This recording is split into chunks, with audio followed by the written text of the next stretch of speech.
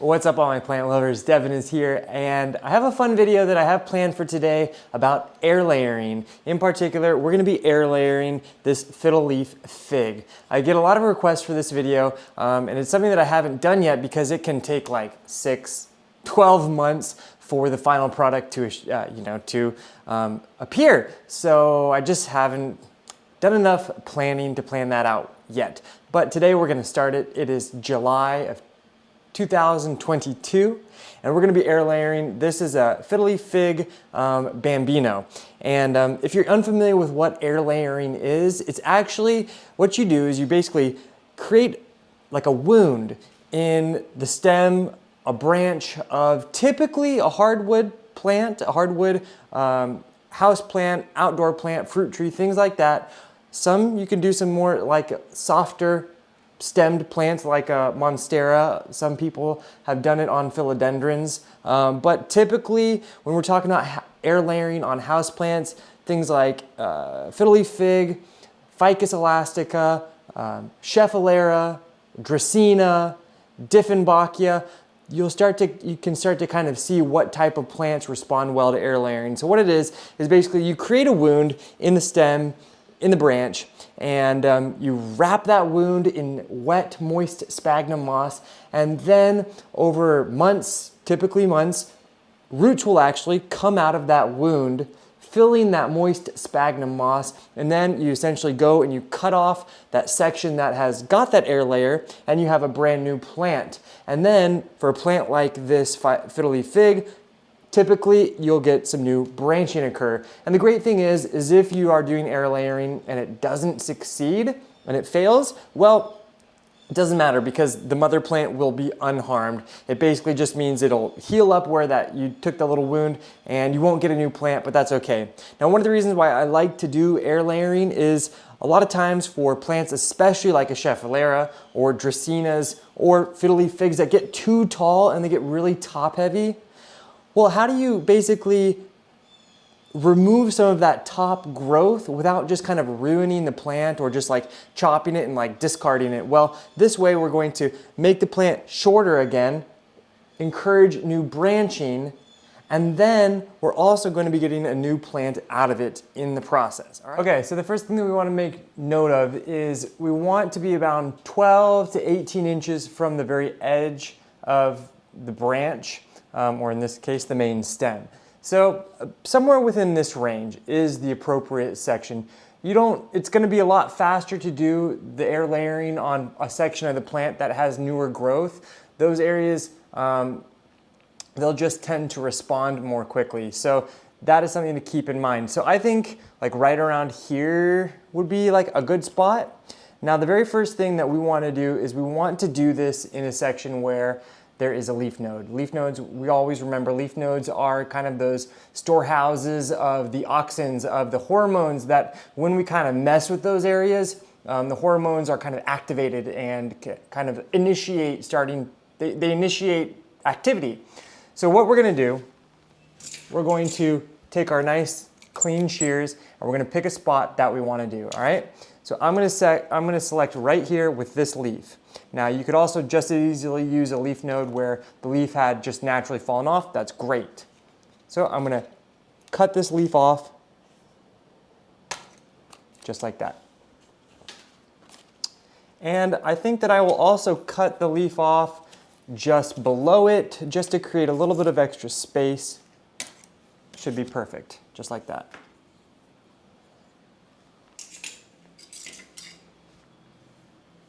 So the next thing is we want to have a very sharp knife. All right, so I'm just going to wipe away some of this right there. And I'm also going to remove some of these old sheaths just like this. This is just going to help me to see what I'm doing as well as possible. Very, very important. You want to be able to see what you're doing in order to do this correctly because we are going to be cutting into the stem and we want to do so not too deep, but also not too shallow either, okay?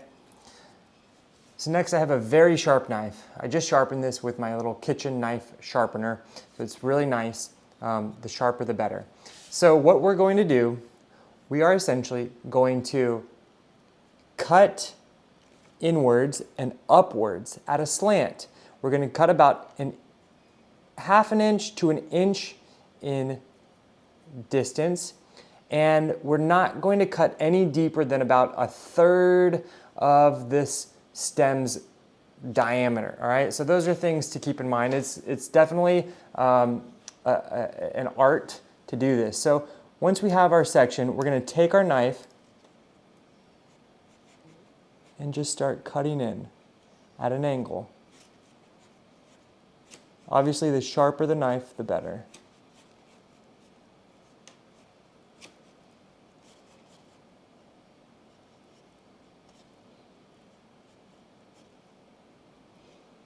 You can see I'm going just beneath that leaf node. That's really, really important. Do so very gently.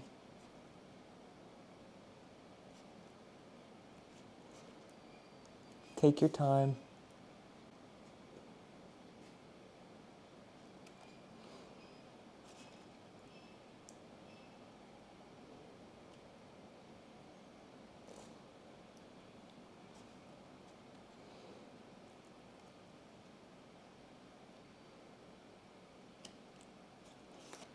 Okay, that was the hardest part, and that part is pretty hard because if you do like cut and you kind of and you cut off that nub, well, you can continue to try to air layer it, but it may not work. But like I was mentioning before, if it doesn't work, the worst thing that's going to happen is that it will naturally callus over and your plant will remain growing. So no harm, no foul if an air layer doesn't work. So it is definitely something you should experiment with and try. Okay, so I have kind of that little opening just like that. So here I have some rooting hormone. You can find this, I'll put a link in my Amazon shop to some rooting hormone. This is a wet-based concentrate that I have diluted. You could also just as easily use a little powder rooting hormone. This is just going to help to kind of ensure that it goes a little bit faster, or that's the kind of the hope. Now I have this Q-tip. Basically, I'm just going to dip this Q-tip inside here. And then from here, I'm going to gently, gently, gently see if I can get all the way up to the very top. That's going to be the hard part.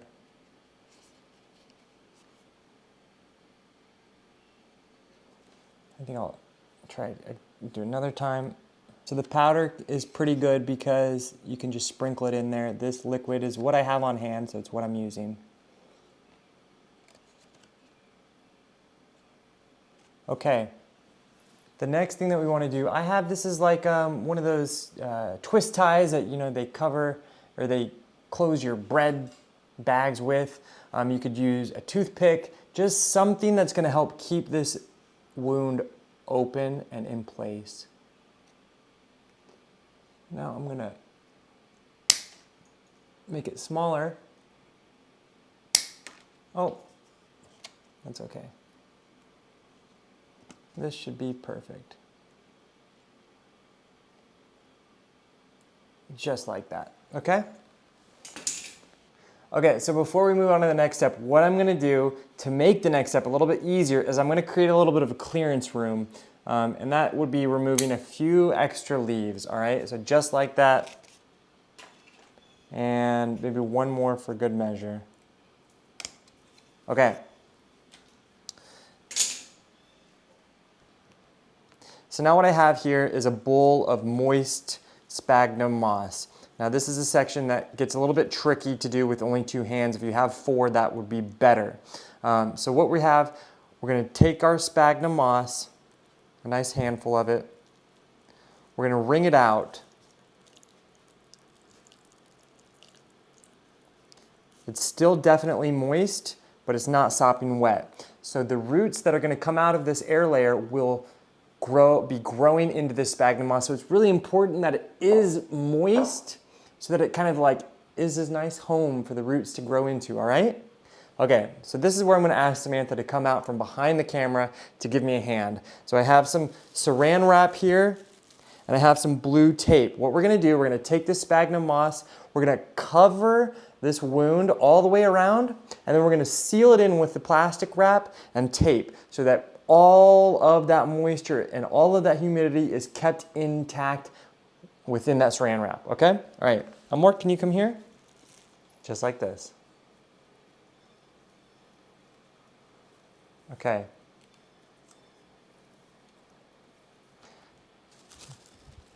All right, I need you to wrap the saran wrap around. Yep, just like that. Okay, really nice.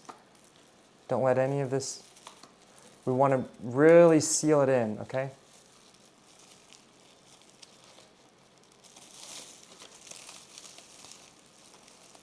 No air. We don't want any air to leave, okay?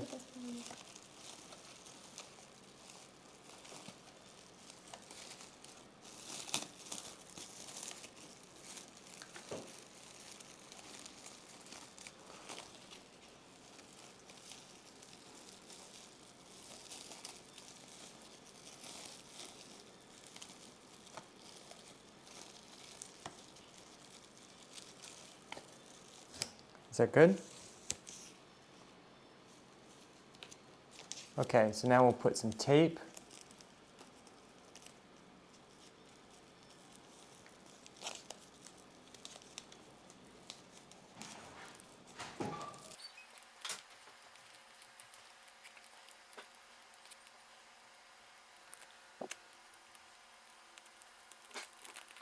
Okay, so now we have our air layer set. Now the hardest part, which is waiting.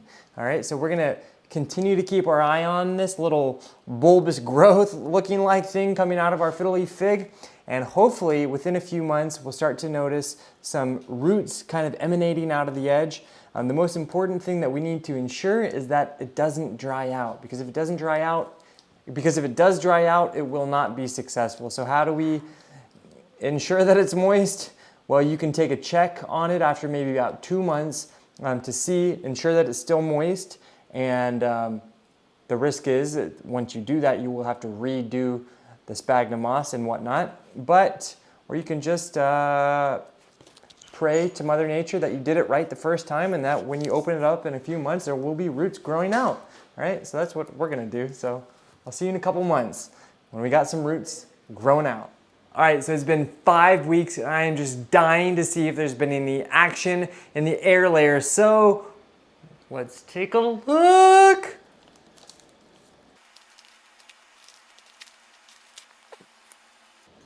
Now just remember, if there's no roots yet, that's okay, but it is a good opportunity to determine, to see if the sphagnum moss is still moist, which if it's not, you may need to start over, or you could re-moisten it and try and just reapply the tape and saran wrap and keep waiting. That's kind of what I think is going to happen right now. Hopefully it's still moist.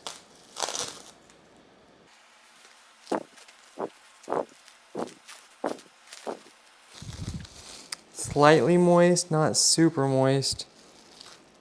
All right, you remember we made that little notch right here? Well, look, we got some roots growing out. That's pretty cool, right? So since those roots are still quite small compared to the propagation that we'll be taking, we're going to re-moisten that sphagnum moss, which is good that I did this because I did learn that the sphagnum moss is starting to dry out. So I'm going to re-moisten it and reseal it back up and let those roots continue to grow, all right? All right, guys, today is big reveal part 2. It's been 60 days since we started our air layer. We checked in on it about 3 weeks ago. We reapplied our moist sphagnum moss, and now I hope it's ready to be air layered. I guess de-layered from the original mama plant, whatever you call it. Okay, let's do it. Let's do it. All right.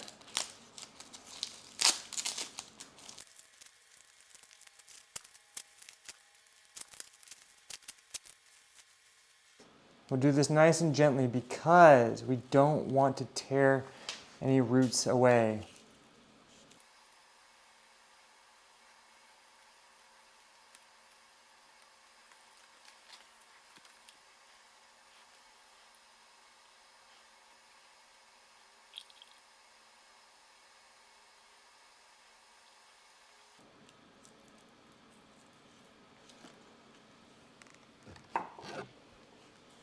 So you see this? These are all the roots. It has been a success. So clearly all the sphagnum moss is still just kind of like stuck onto the roots, but that's okay because what we're going to do now that we have our little section nicely rooted just like this, really be careful, don't injure those roots anymore. We got our nice clean sharp shears. I just washed these, nice disinfectant. And now we're going to take our shears and we're going to find just beneath where those roots start. And there's actually another leaf node right here. So I'm going to cut right above that, right between those nodes. We just got our Fiddle Leaf Fig air layer rooted. Okay guys, so now we have our beautiful Fiddle Leaf Fig cutting, has been beautifully air layered, and now the next step is to get it potted up. So I've elected a nice small little 4-inch container. Now, whenever I like to do my propagations, I always like to pre-moisten the soil. I find that's the absolute best way to get the cutting in nice and securely and helping it to kind of retain its upright form without kind of flopping over. And also ensuring that the soil is 100% moist. I have my little chopstick. I make a nice little divot right in the middle.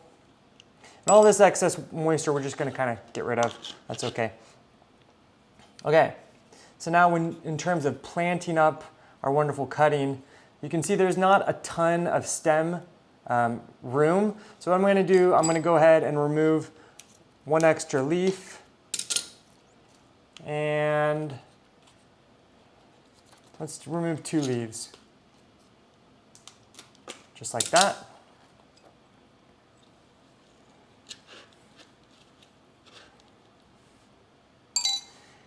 And while planting up your air layer, you really only want to do, I just cut that leaf off. This is about a little 3-inch section. That's about as deep as you want to plant it. You don't want to plant it too deep. If you plant it too deep, it may have trouble finding its feet. And another thing to note is you absolutely want to start with a small container. Most of our house plants in particularly, they want to be in small containers. Definitely given the opportunity to fill out that container before you move it into a larger pot. So this size container is about as big as you would want to go with an air layer cutting this size. Okay, so in terms of planting it up, just nice and gently, really trying not to damage those roots at all. There we go. Then just kind of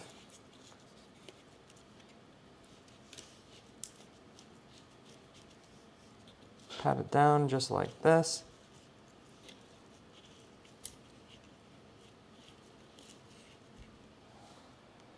And voila. If you find that you're having trouble getting your plant to stand upright, you can absolutely put a little extra bamboo stake in there, and that'll help it stand upright. And now what I'm going to do is I'm going to place it in a sunny spot, a really nice and sunny spot, which will allow it to really initiate some growth as quickly as possible. So like a western or southern facing window is the best. Now if you're wondering about our larger guy over here, so the nice thing is where we cut right here, it's still going to grow. That actually should encourage some branching. So that's one of the reasons why we like to do these air layers on plants that just have one single stem, is because by air layering it, you're also going to encourage some new branching to occur. So it's like you get 2 for 1. So anyways, thank you guys for joining me here on Plant Vibrations. I hope you enjoyed this video demonstrating how to do an air layer of a Fiddle Leaf Fig. If you've had experience air layering other plants that you think are great options for air layering, please leave a comment below and share your experiences and your knowledge and your wisdom with the rest of us in the plant community. That's how we continue to grow as a plant family. Don't forget, like the video if you enjoyed this content, and subscribe to my channel. I'm posting videos all about plants every single week, trying to keep it fun, light, enjoyable, all about Mother Nature and her omnipotence. Anyways, thank you guys for joining me here on Plant Vibrations. I'll catch you soon. Ciao.